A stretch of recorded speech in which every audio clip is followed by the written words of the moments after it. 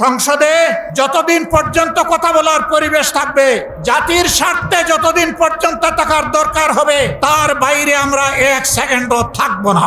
যেদিন সংসদের প্রয়োজন ফুরিয়ে যাবে, যেদিন মনে হবে এই সংসদে আর কথা বলে লাভ নাই, সেদিন সেই সংসদে খোতা হাফিজ বলে আমরা বেরিয়ে আসব।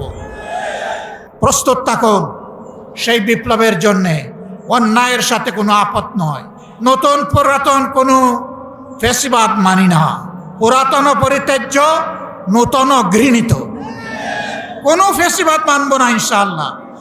জীবন যাবে, জীবন একটাই, সেই জীবন যাবে আল্লাহর জন্যে, সেই জীবন যাবে মানুষের জন্য। আল্লাহ হাফিজ। বাংলাদেশ জিন্দাবাদ। 11 দলীয় ঐক্য জিন্দাবাদ। নির্বাচনের সময় তারা বলেছিলেন, তারা নির্বাচিত হলে ফ্যাসিবাদের হাতে যতগুলা খুন হয়েছে, গুম হয়েছে, নির্যাতন হয়েছে, সবগুলার বিচার তারা করবে। ক্ষমতায় বসার পর এখন তাদের সুর পাল্টে গেছে। বিচার তো তারা করছেই না, বরঞ্চ আপনারা শুনেছেন 4 মাসে 600 জনের অধিক মানুষ নির্মমভাবে বাংলার মাটিতে খুন হয়েছে। আরো দুঃখজনক, এই দলটি নিজেদের হাতে নিজেদের কর্মীদেরকেই খুন করেছে। যাদের নিজেদের কর্মীদের সম্পর্কে নিজেদেরই কোনো দায় এবং দরদ থাকে না, 20 কোটি মানুষের জন্য তাদের কি দায় এবং দরদ থাকবে? আমরা কোনো লক্ষণ দেখতে পাচ্ছি না। লজ্জার বিষয়। ফ্যাসিবাদ থেকে মুক্ত হওয়ার কথা বলে ঠিক ফ্যাসিবাদের রাজপথ ধরেই তারা এখন হাঁটা শুরু করেছেন। বাংলাদেশ ব্যাংকের গভর্নর, বিভিন্ন ব্যাংকে অযাচিত হস্তক্ষেপ, বিশ্ববিদ্যালয় কলেজগুলা দলীয় অনুগত লোকদেরকে দিয়ে দখল করা, জেলায় জেলায় প্রশাসক বসিয়ে দেওয়া, এমনকি খেলার মাঠটা পর্যন্ত তারা দলমুক্ত রাখতে পারলেন না। এইভাবে তারা আবার কার্যত একদলীয় ফ্যাসিবাদী শাসনের দিকেই আগাচ্ছেন। বন্ধুরা, বাংলাদেশ কিন্তু বারবার বিপ্লবের সাক্ষী। আমরা পরিষ্কার বলে দিচ্ছি, হয় আপনারা বিচার নিশ্চিত করুন, না হয় আপনারা যাওয়ার রাস্তা খুঁজে বের করুন। আপনারা যে পথে হাঁটছেন, সংসদে আমরা প্রত্যেকটি বিষয় সেখানে আমরা প্রতিবাদ করছি। 2/3 কিভাবে পেয়েছেন আপনারাই ভালো জানেন, আর দেশের জনগণও জানে। এবং এই ব্যাপারে কিছু রাজ সাক্ষীও ইতিমধ্যে পাওয়া গেছে, আপনাদের দলের ভিতর থেকে পাওয়া গেছে, বিগত সরকারের মধ্য থেকেও পাওয়া গেছে। আমরা আপনাদেরকে বিনয়ের সাথে অনুরোধ করব, মজলুম ছিলেন, জালেম হবেন না। মেহেরবানি করে বিচারগুলো নিশ্চিত করুন। শুধু ফ্যাসিবাদের হাতে কেন, এই রাস্তায় আমাদের কলিজার টুকরা বিপ্লবের প্রতীক শরীফ ওসমান হাদিকে হত্যা করা হয়েছে। তার বিচারও ধামাচাপা দেওয়ার চেষ্টা চলছে। এখন পর্যন্ত চার্জশিটটি দেওয়া হয় না। কাকে খুশি করার জন্য, কোন সত্যকে আড়াল করার জন্য এটা করা হচ্ছে জনগণ জানতে চায়। এই 21 তারিখ, মাত্র 2 দিন আগে গাইবান্ধা ইতিমধ্যেই বলা হয়েছে, ছাত্র শিবিরের একজন তরুণ নেতাকে গলা কেটে স্পষ্ট দিবালুকে সেই ফ্যাসিবাদী কায়দায় হত্যা করা হয়েছে। মানুষকে দুনিয়া থেকে বিদায় দেওয়া যাবে, কিন্তু কোনো আদর্শকে খুন করা যাবে না। এদেশের মানুষের অন্তরে, কলিজায়, হৃদয়ে, মগজে, সব জায়গায় বসে আছে মজবুত ভাবে রাসূলুল্লাহ সাল্লাল্লাহু আলাইহি সাল্লামের আদর্শ। এই আদর্শকে নির্মূল করার চিন্তা করবেন না। যদিও আপনাদের একজন সিনিয়র নেতা ঘোষণা করে দিয়েছেন নির্মূল করবেন, অতীতে যারা নির্মূল করার ঘোষণা দিয়েছিলেন তারা নিজেরাই আজকে নির্মূল হয়ে গেছে। নির্মূল বেশি করবেন না। এটা এক ধরনের ভাইরাস, এই ফ্যাসিবাদের ভাইরাস, চাঁদাবাজির ভাইরাস, দুর্নীতির ভাইরাস, দলীয় শাসনের ভাইরাস। এই সকল ভাইরাস মুক্ত করার জন্য আরেকটি বিপ্লব অনিবার্য হয়ে উঠেছে।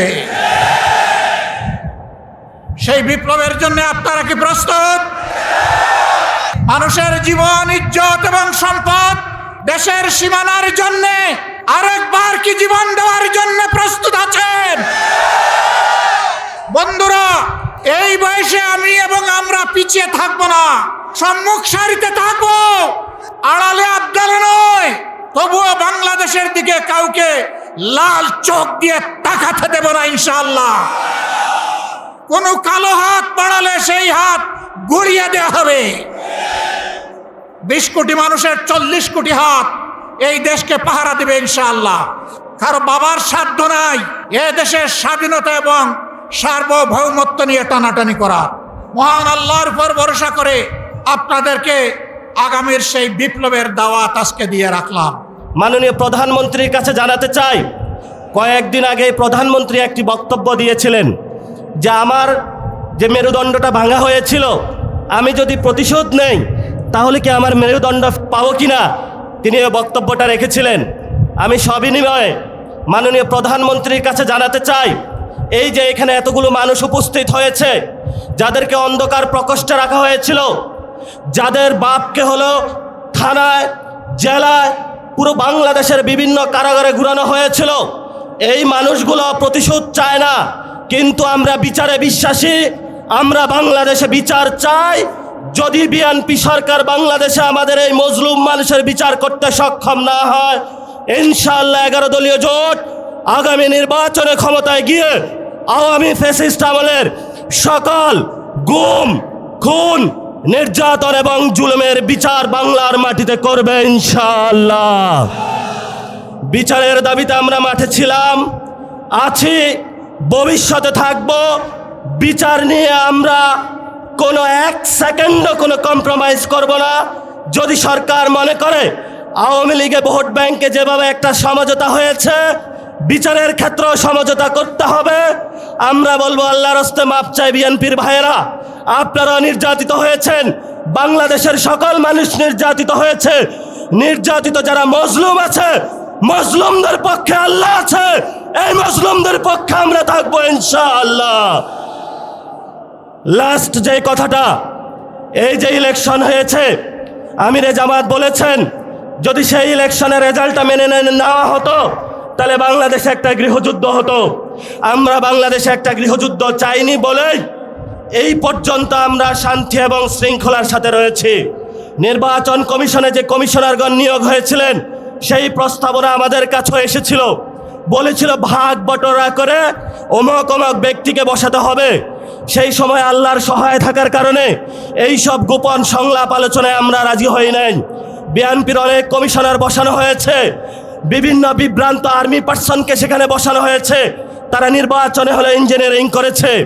আমরা তো আপনাদেরকে হুঁশিয়ার করে দিতে চাই, এই অনেক কমিশনারদের এক পা অলরেডি কবরে চলে গেছে। এই অবস্থায় আপনারা যদি বাংলাদেশের মানুষের সাথে গাদ্দারি করেন, প্রতারণা করেন, লোকাল গভর্নমেন্টে যদি আবারও বাংলাদেশে কোনো ইঞ্জিনিয়ারিং ব্যবস্থা করা হয়, বাংলার রাজপথ প্রজ্বলিত হয়ে উঠবে, আগুনে তপ্ত হয়ে উঠবে ইনশাআল্লাহ। আপনারা লোকাল গভর্নমেন্টে সবাই প্রস্তুত থাকবেন ইনশাআল্লাহ। মাঠে হয়তো আমাদের রক্ত থাকবে, নয়তো বাংলাদেশের আজাদি থাকবে ইনশাআল্লাহ। আমরা ইনশাআল্লাহ 11 দলীয় জোটের যারা নেতৃবৃন্দ এখানে আছেন, তাদের নেতৃত্বে বাংলাদেশের মানুষের পক্ষ হয়ে একটি সুষ্ঠু গণতান্ত্রিক প্রক্রিয়ার মধ্য দিয়ে এগিয়ে যাব। এটাই বাংলাদেশ, এটাই আবু সাঈদের বাংলাদেশ, এটাই হলো শহীদ মুগ্ধের বাংলাদেশ, এটাই হলো শহীদ ওয়াসিমের বাংলাদেশ। সবাইকে আসসালাম। রাজপথে থাকবেন, রাজপথ ছাড়বেন না। রাজপথে মুক্তির সমাধান, রাজপথে আজাদির সমাধান, রাজপথে বাংলাদেশের সমাধান, রাজপথে হলো সার্বভৌমত্বের সমাধান, রাজপথ হলো ইসলামকে সার্বভৌমত্ব রক্ষার সমাধান। এই সমাধান আমাদেরকে ইমানি দায়িত্ব, দেশপ্রেমের দায়িত্ব, এই দায়িত্ব আমাদেরকে আদায় করে ইনশাআল্লাহ আমরা ঘরে ফিরবো। আসসালামু আলাইকুম।